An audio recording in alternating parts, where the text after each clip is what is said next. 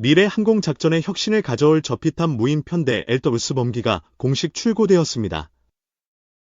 2030년대 KF-21 전투기와 편대 비행하며 정찰, 전자전, 공격 임무를 수행할 무인기가 공개되었고, 이는 대한민국 최초의 실질적인 유무인 복합체계 실증 사례입니다. 국방과학연구소와 대한항공은 3월 25일 부산 테크센터에서 LW-범기 1호기 출고 행사를 열었으며 이정석 부소장과 정재준 방위사업청 부장 등 30여 명이 참석했습니다.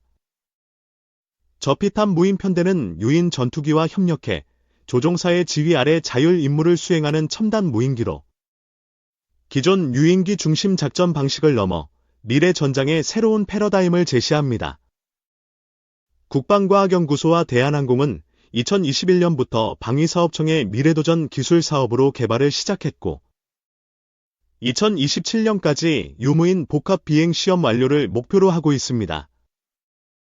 이번 출고된 LW-범기 1호기는 연말 첫 비행을 앞두고 있으며 2027년에는 KF-21 조종사가 공중에서 무인기를 직접 통제하는 시험에 돌입할 예정입니다. 이는 대한민국이 독자적인 미래 항공 전력을 구축하는 중대한 과정이며 국방 기술력의 이정표로 평가받고 있습니다. LW-범기는 KF-21과 유기적으로 결합해 정찰과 공격을 분담하며 유인기의 생존성과 작전 효율성을 극대화하는 핵심 플랫폼으로 자리 잡을 전망입니다.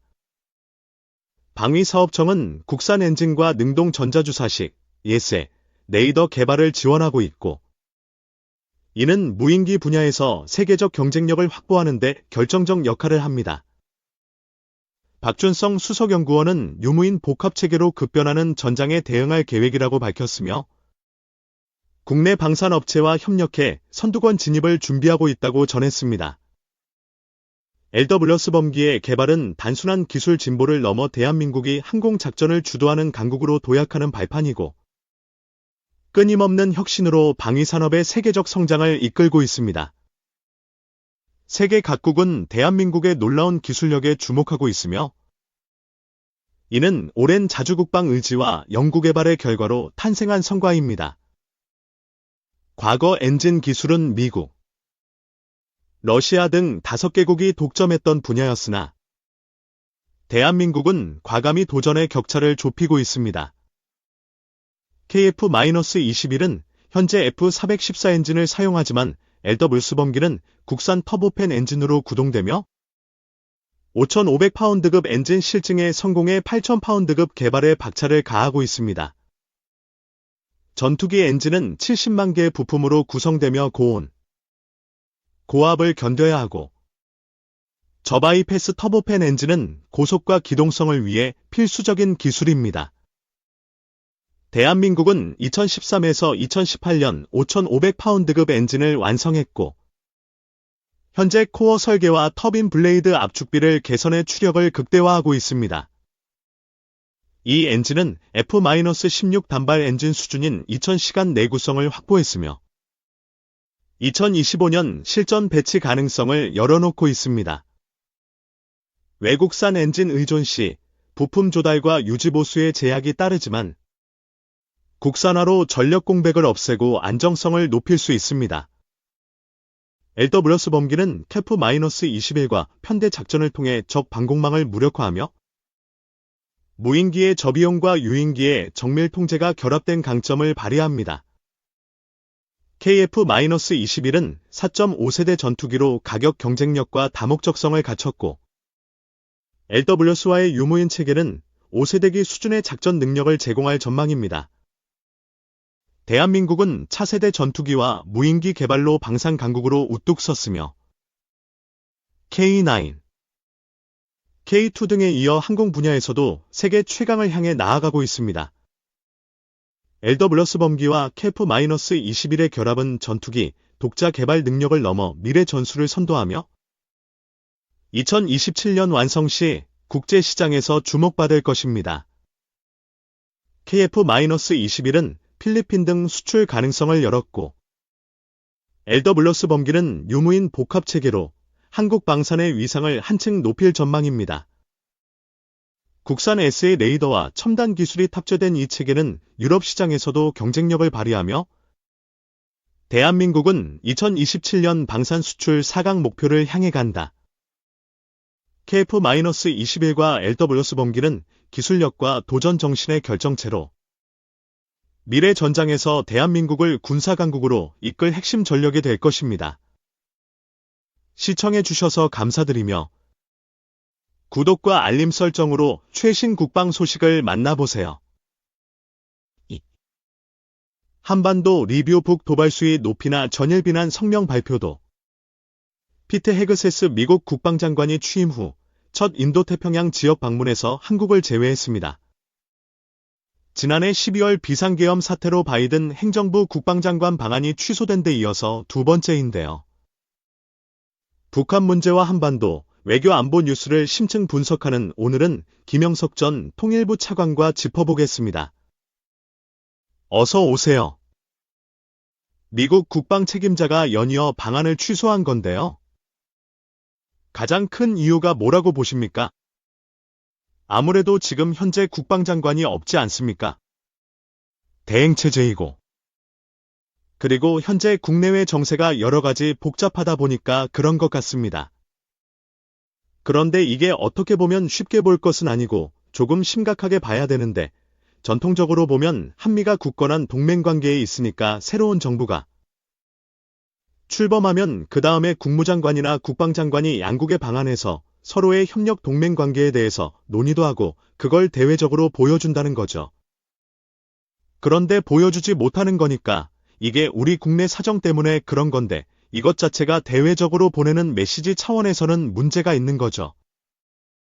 한미 안보 협력의 골든타임이 지나는 것 아닌가 이런 우려가 나오잖아요. 그렇게까지는 아닌 것 같습니다. 일단 우리 국내에서 기본적으로 이 정세가 어느 정도 무한정 간다면 모르겠지만 그게 아니고 그 다음에 또 상징적인 게 비록 지금 현재 국방장관이 방한하지 못했습니다마는 한미 간의 합동군사훈련을 3월 10일부터 20일까지 하고 있습니다.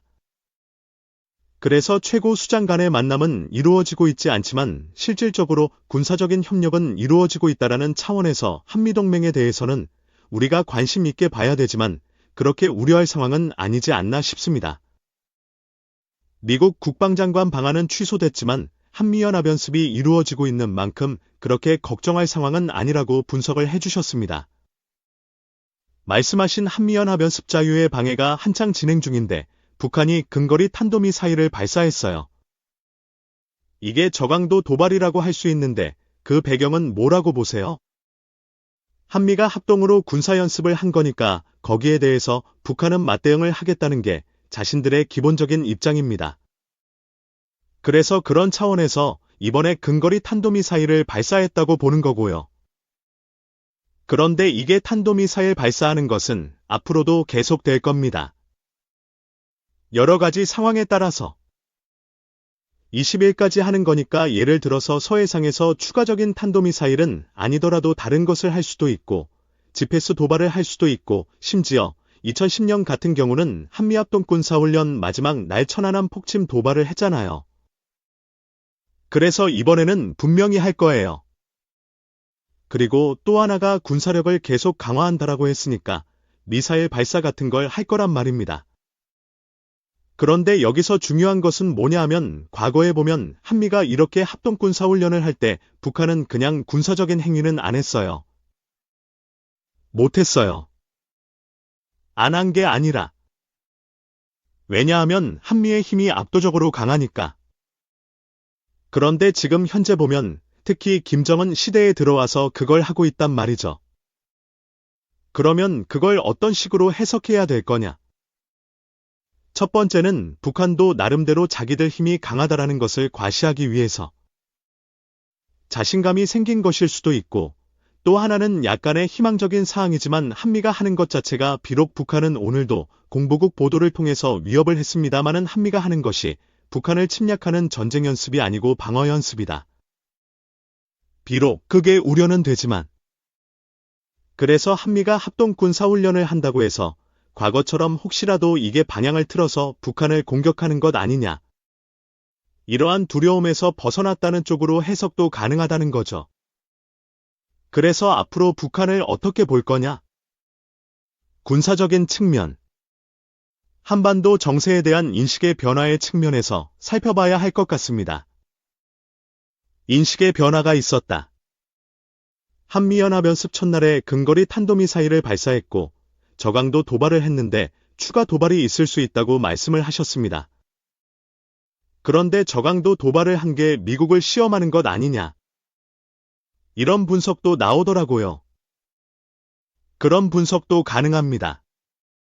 그런데 지금 북한의 입장에서 보면 미국하고 할 때 카드라는 게 북한의 핵과 미사일이잖아요.